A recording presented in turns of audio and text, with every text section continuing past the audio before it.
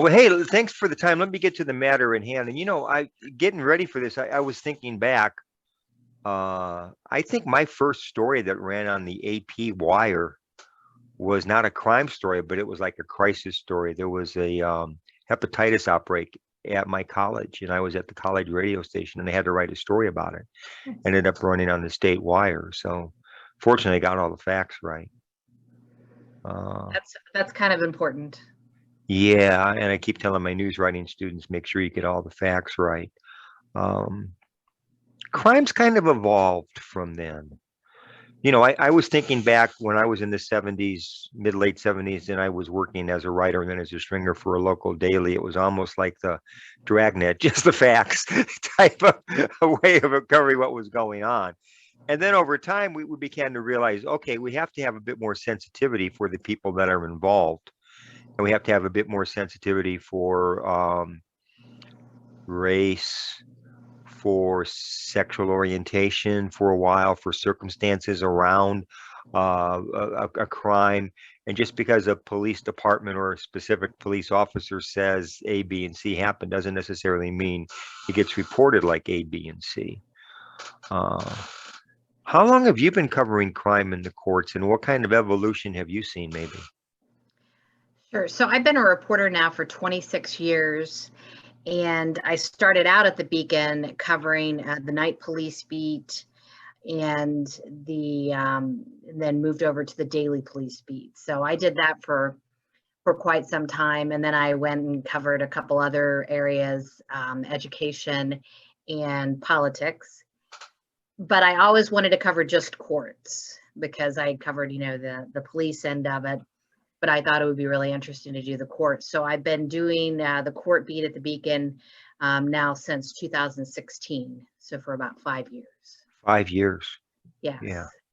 And Yep. and I definitely agree that we've seen a lot of changes with crime coverage in the time, that I've been a reporter, and, things have evolved. And I think we've become more aware of, you know, racial inequities in the criminal justice system, and different biases that are perpetuated there, that we want to try in our own coverage not to, I guess, show those same types of biases. And so, at the Beacon, at Gannett, which is the company that owns us, we've been trying to take a look at those kinds of issues, and see how we can get better. Yeah. Yeah. As a result of that, you and some other people at the Beacon Journal had some couple of sessions over the summer where you kind of crafted a new crime policy, I think would be the best way to describe it, in terms of how the Beacon Journal will talk about crime and cover crime. And you sent me some bullet points. If you don't mind, I just want to read them back to you, and Sure. maybe you could elaborate on them. And I know some are going to, do more than others, but the first one was treat crime victims with sensitivity, which means, Right. So, they want to encourage us to talk to, everyone who's involved in a case as much as we can. And so that means going beyond just the police or the prosecutors, depending on if you're talking about, what end of the crime you're talking about, if it's entered into the court system or if it's just at the initial stages. And so some of the great sources that we can talk to are crime victims. And, that's something that I try to do with my court coverage. I think that our breaking news reporters are trying to reach out to families as well. And also, I try when I can to talk to a defendant's family as well. I mean, I think providing a broad picture of as many of the people who are involved or touched by a case is really important. yeah. And this is light years beyond where you would have been 25 years ago. I don't know, 1995, in terms of covering the night beat, where you basically would take whatever was in the police blotter, and 9 times out of 10, that would be the basis for the story, right? Right. Yeah. And so it's about providing a broader picture of what's happened and what the impact for that is on the community, and then also on, the different people involved, and not just the police and the prosecutors. Yeah, and you led into that second bullet point perfectly about highlighting solutions to crime and not just crime itself. And I'm thinking back now, and again, for those in the class who may not be from the Akron area, there was a shooting at or adjacent to the University of Akron campus a couple of Sundays ago, and an 18-year-old freshman, I think, died as a result of that. And I immediately noticed the difference in the coverage of in the Beacon afterwards in terms of that second bullet point. Could you address that just a bit? Yeah, I definitely think that, in the city of Akron, shootings, if anyone is familiar with what's been going on here, but the homicide numbers have just been really, really up. And so there's been a lot more discussion by police about what can we do to address that. Obviously, in the shooting that you're talking about, that was right in the off-campus area at the university.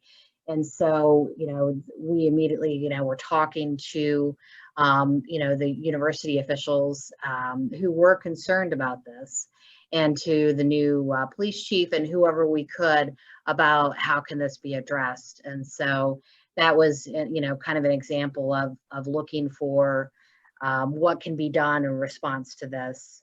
I know Sean McDonald, who's one of our breaking news reporters, and I both have done stories about different programs, different efforts out there to, reach out and, help young people to see that, just carrying a gun around and that kind of thing is not a good idea, because there's a better, unfortunately, you're more likely to use it if you have it.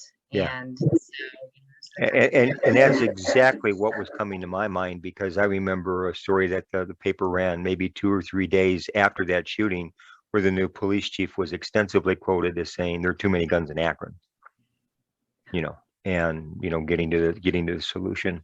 How about practices that reinforce racial biases and stereotypes and avoiding them as much as possible?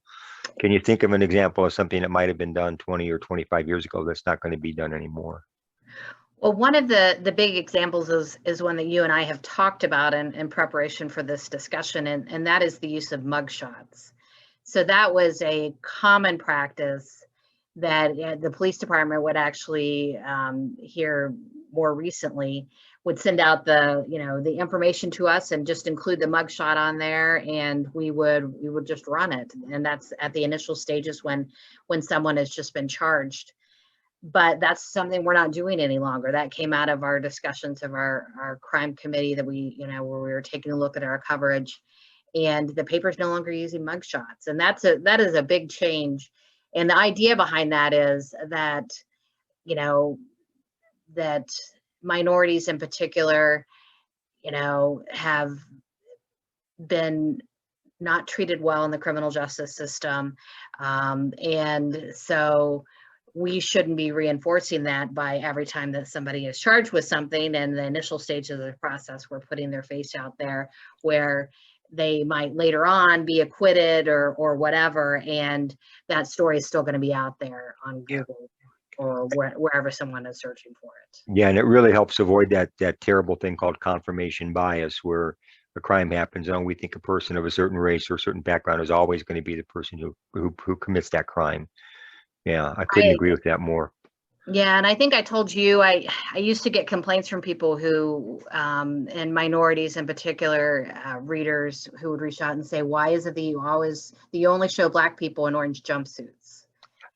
And so that goes to our court coverage.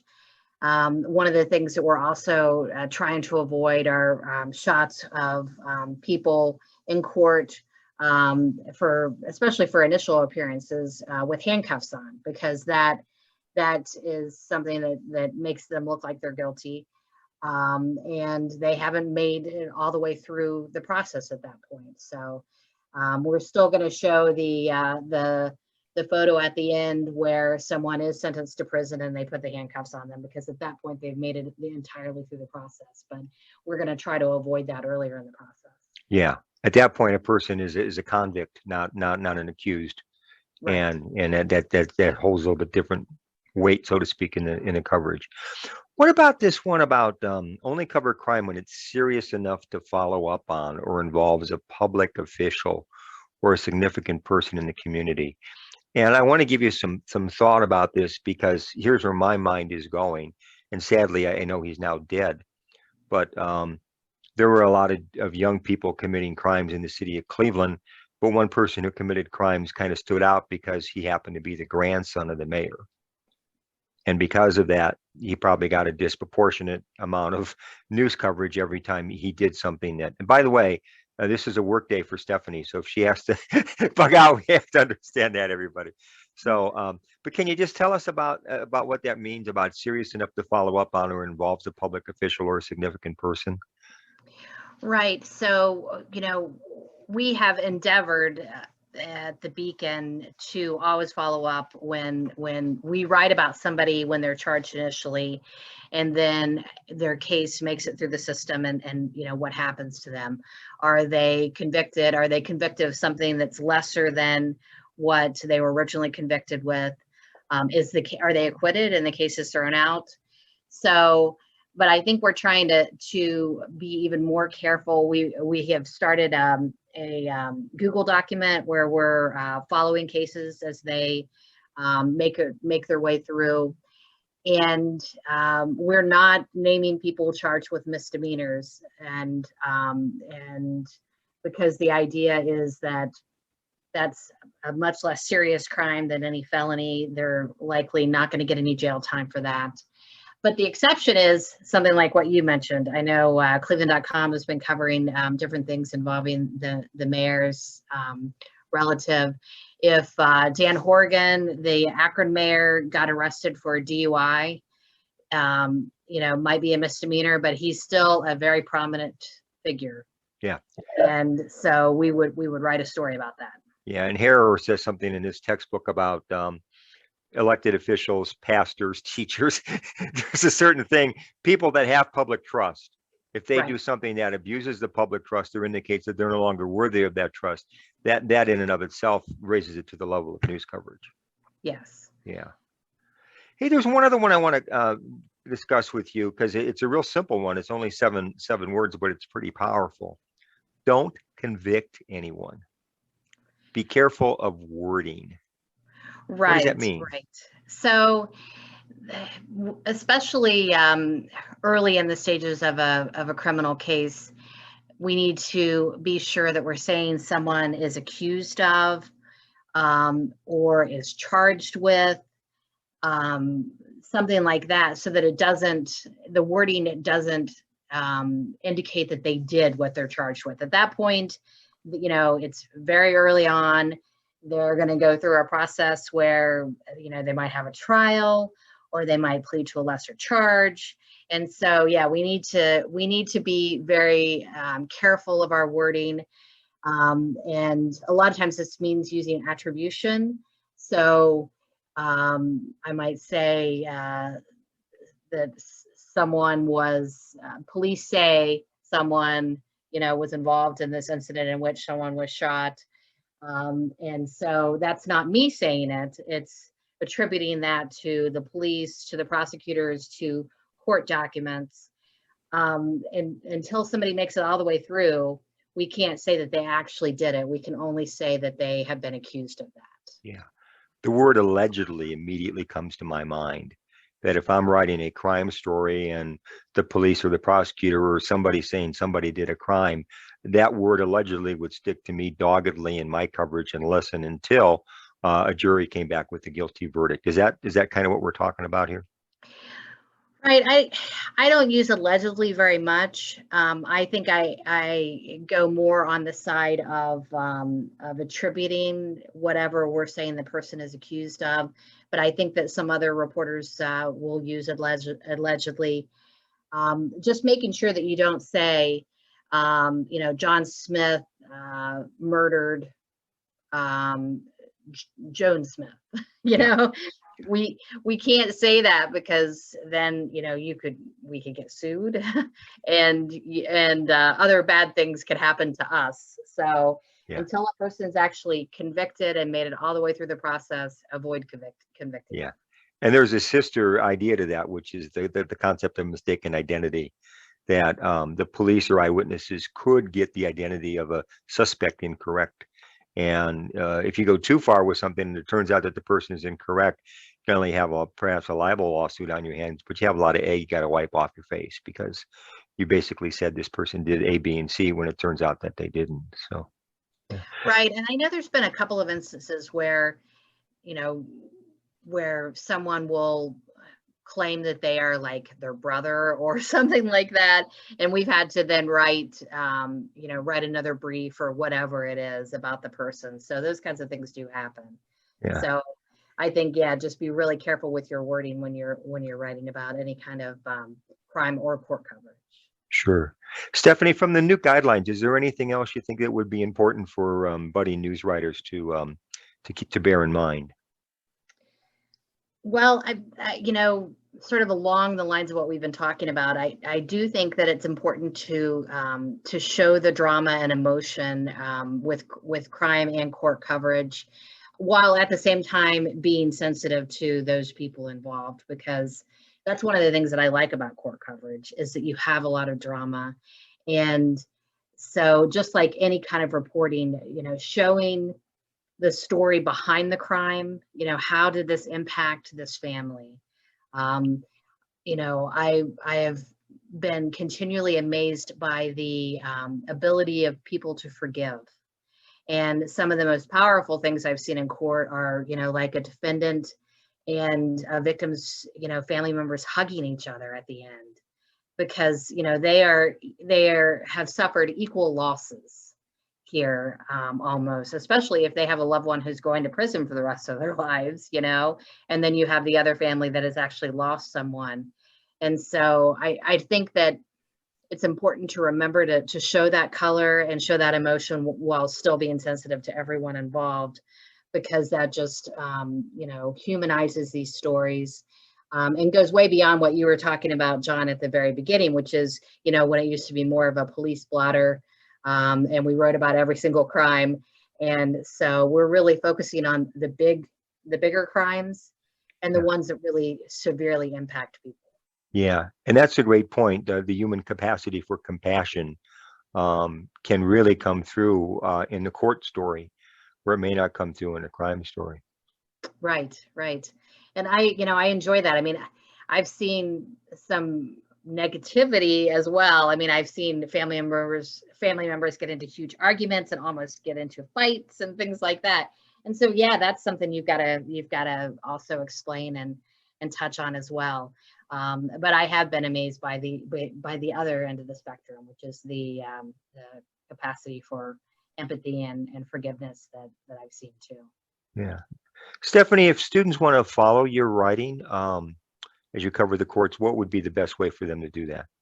So they can check it out on beaconjournal.com, which is our website.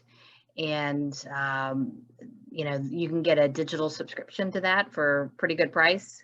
And then on any newsstand, we're still publishing daily in Akron. So any newsstand in Summit County will have it as well. Yeah, and there's plug, pitch. I think it's what, 1 month for $1 for 6 months or something like that. Wow, there's some excellent, type. John. Well, Yes, beyond. I subscribe, and I don't, when I log onto a different device that it doesn't recognize my name, it instantly wants to sell me the promotional price. I get a kick out of it. But if you're a budding news student, you could do a lot worse than to invest $1 and spend 6 months reading the Beacon Journal. It is one of Ohio's best newspapers.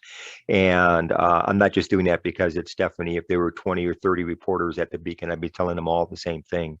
I moved from the Cleveland area to the Akron area in the middle of 2018. And honestly, the level of reporting that's going on at the Beacon Journal is superior to that what I'm seeing at the Plain Dealer.